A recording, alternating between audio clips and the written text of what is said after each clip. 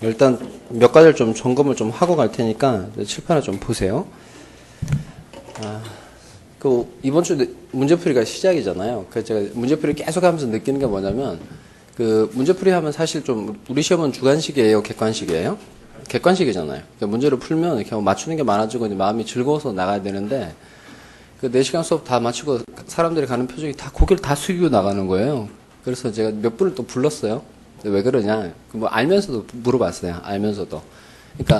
그러니까 이론적인 내용을 이제 이해하는 것하고 문제를 푸는 거하고는 시간적 격차가 좀 있어요. 그러니까 강의도 그렇고 책도 그렇고, 근데 전후 맥락이라는 게 이렇게 있어가지고, 흘러가는 흐름 속에서 이해되고 이런 것들이 많거든요. 근데 객관식은 그 중에 어느 한 줄 딱 뽑아서 이게 O인지 X인지, 있다인지 없다인지, 유효인지 무효인지 이렇게 물어보는 거니까 그 전체 내용을 다 바삭하게 이렇게 알고 있지 않으면 객관식 문제 푸는 게 조금 어려워요.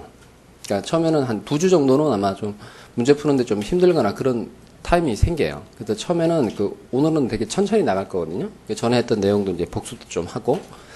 그다음 요게 해보면 공부를 좀 많이 하고 문제를 풀어봐도 한 절반 정도 맞으면 잘하는 거예요. 절반 정도 맞으면. 사실은. 저도 옛날에 그랬어요. 법과목, 처음에 민법 총칙 제가 한 20번 정도 읽어보고 그 문제를 풀어봤거든요. 남들 한 10번 보면 한 2배 이상 보고 풀어봤는데 한 반 정도 맞더라고요. 반 정도.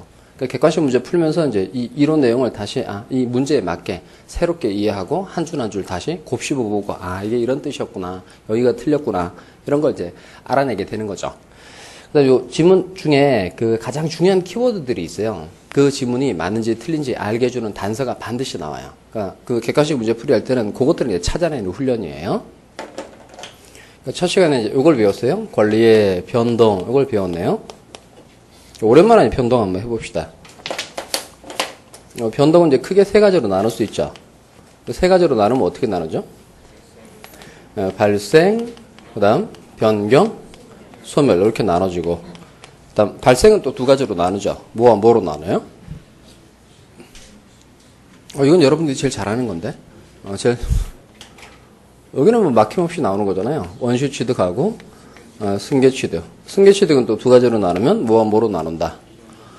이전적 승계하고 설정적 승계로 나눠주죠. 그 다음 이전적 승계는 2가지로 나누면 특정 승계와 포괄 승계로 나눠진다. 그 다음 변경은 또 3가지로 나눌 수 있죠. 주체의 변경, 내용의 변경, 작용의 변경.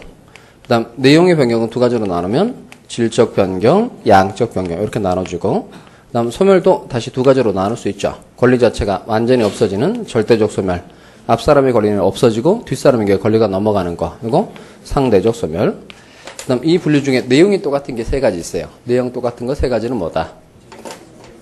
이렇게 그러면 되죠. 이전적 승계, 주체의 변경, 상대적 소멸. 이건 내용이 같다 다르다? 같다.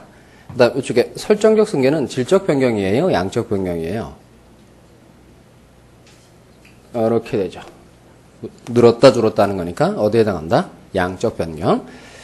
자, 그 다음에 요 법률 관계는 그냥 만들어지는 게 아니고 법률 사실이 모여서 법률 요건이 되고, 법률 요건에 해당하면 반드시 그에 해당되는 법률 효과가 나오도록 되어 있다. 그래서 순서 까먹으면 안 된다 그랬어요. 맨 앞에 있는 게 뭐죠?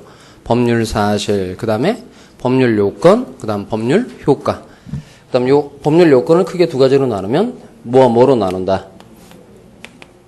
법률 행위하고 법률 규정으로 나눠주죠. 자, 법률 행위는 뜻이 뭔가요? 의사 표시를 필수 불가결의 요소로 하는 법률 요건이다. 그래서 책 8페이지를 한번 봐봐요. 8페이지. 좀 외울 것도 좀 정리 좀 해봅시다. 그러니까 법률행위의 뜻 제일 먼저 나오죠. 찾으셨어요? 동그라미 1번. 법률행위는 무엇을? 의사표시를 필수 불가결의 요소로 하는 법률 요건이다. 그 다음 그 밑에 가면 의사표시와의 관계라고 되어 있는데 찾으셨어요? 자, 거기에 오른쪽에 그림을 봐봐요. 그러니까 법률행위는 의사표시 플러스 알파로 이루어져 있다. 그랬네요. 그러니까 먼저 동그라미 1번에 법률행위는 의사표시만으로 이루어져 있다. 그러면 O예요? X예요? X죠. 알파가 필요한 경우도 있다? 없다? 있다. 그 다음 2번 의사표시만으로 법률행위가 성립하는 경우도 있다. 그러니까 실제로 있죠. 어떤 예를 생각하면 돼요?